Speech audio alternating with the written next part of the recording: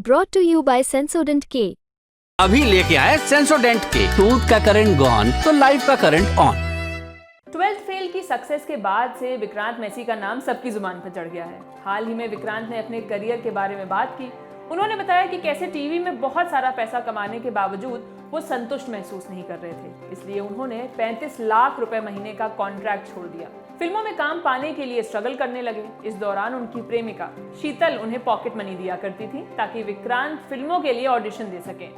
विक्रांत ने 12th fail में IPS Manoj Kumar Sharma का रोल किया है, मगर ये फिल्म मनोज के आईपीएस बनने के पहले की यात्रा दिखाती है। विक्रांत के काम की खूब तारीफ हो रही है।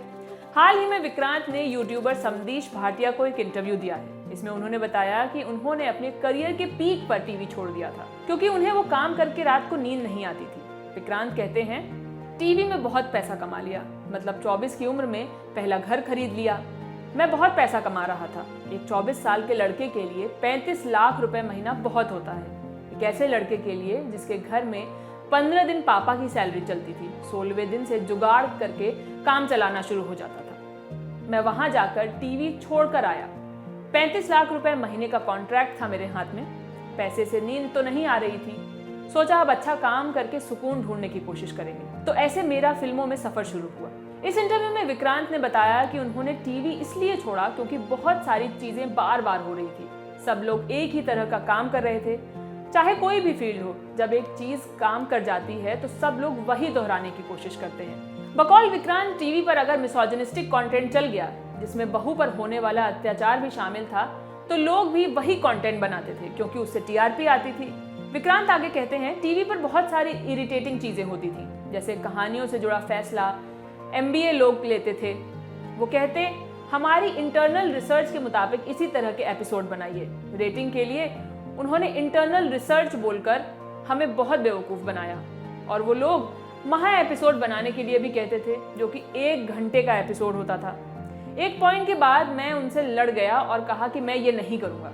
विक्रांत को ये भी लगता था कि उनके भीतर जितना टैलेंट है उसे वो सही से इस्तेमाल नहीं कर रहे हैं। उन्होंने बताया कि बालिका वधू में उनका कैमियो था, इसलिए इस शो के लिए उनका सिर्फ 2 महीने का कॉन्ट्रैक्ट था, मगर लोगों को वो इतना पसंद आया कि उनका रोल 2 साल तक चल गया।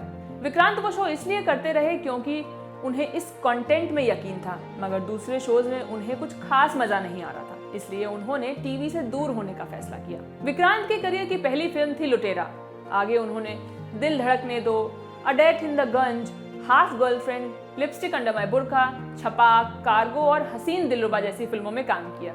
इसके अलावा वो मिर्जापुर, क्रिमिनल जस्टिस और ब्रोकन बट ब्यूटीफुल जैसी चर्चित वेब सीरीज का भी हिस्सा रहे, मगर उनके लिए ब्रेकआउट फिल्म साबित हुई 12th फेल।